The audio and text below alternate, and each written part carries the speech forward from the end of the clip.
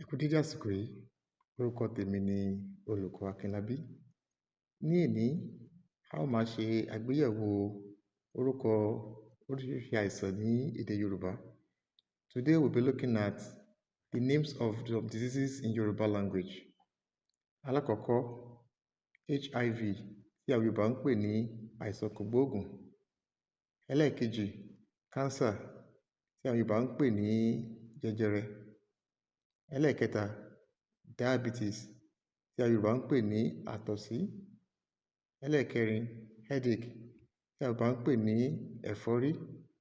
Ẹlẹ́ẹ̀karùn-ún, malaria fever tí àwọn Yorùbá ń pè ní ibà. Ẹlẹ́ẹ̀kẹfà, typhoid fever tí àwọn Yorùbá ń pè ní ibà jẹ̀funjẹ̀dọ̀. Ẹlẹ́ẹ̀keje, yellow fever tí àwọn Yorùbá ń pè ní ibà pójúpọ́ntọ̀. Ẹlẹ́ẹ̀kẹjọ, sickle cell anemia tí àwọn Yorùbá ń pè ní àìsàn fòníkú-fọláìndé. Ẹlẹ́ẹ̀kẹsàn-án, gonorrhea tí àwọn Yorùbá ń pè ní àtọ̀sí.